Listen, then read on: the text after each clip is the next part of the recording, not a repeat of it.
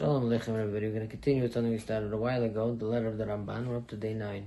And the Ramban writes to the son, you should always think to yourself, have in the forefront of your vision, that in the future, after a person passes away, his soul is going to come back to where it came from, and it's going to have to give an accounting to everything that it did in the world. The question is, it says you have to give din v'cheshbon, you have to give judgment and accounting. It should have said you have to give accounting and judgment, right? Judgment comes after accounting. First you give accounting and then judgment. So why does it give judgment and accounting? So the Vilna Gaon explains that not only will a person be judged for what he did in this world, but a person will also be judged. We need to say the only person will be judged for the averot that he did in this world. Of course, mitzvot, he's also going to get be put into judgment. They're going to calculate his mitzvot as well. But here we're talking about he's going to be judged for the averot that he did. But not only will he be brought into judgment for the averot that he did, but he also have to give an accounting for all the things that he could have done while he did those averot. We need to say a person spent his life and he did many things that he shouldn't have not done. Not only will he have to answer for the fact that he did so many things that he sinned against God, but also he's going to have to give an accounting for all the things that he could have been doing during that time.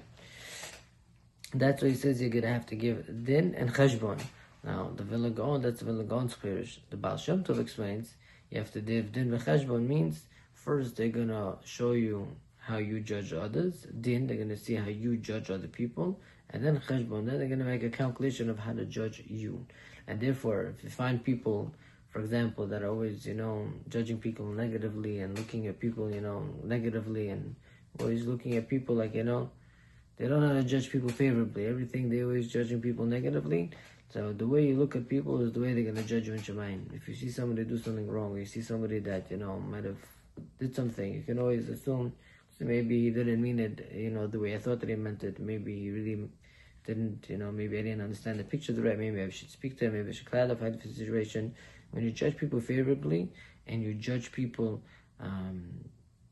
to the more of a positive side and try to understand the situation instead of just going off into the negative, then in Shemayim they'll also judge you. So the Baal Shem Tov says, din v'cheshbon. First they're going to see how you judge people, and then from there they're going to come and judge you. So this day of after 120, when a person will get up to Shemayim, not only will he be judged for what he did wrong, but he'll also be judged for what he could have done. The Ramban writes that people that are wicked after 120, not only will they be punished for the fact that they were doing all the sins that they were doing, but even the individual who is doing the worst sins in the world, they're going to ask him, how come you didn't do Erev Tafshilin? And Yom Tov, Yom Tov falls on Shabbat to the Erev Tafshilin. How come you didn't do Erev Tafshilin? Even for that, they're going to take him to judgment for. What Erev Tafshilin? Where's the guy and where's Erev Tafshilin? Even that they're going to judge him for. If you had the potential to be a big tzaddik, right? And they're going to take you into account for that also. They're going to tell you, hey, listen, you wasted your whole entire life. God gave you a soul, God gave you life, God gave you instructions, Hashem gave you the Torah, Hashem expected more of you.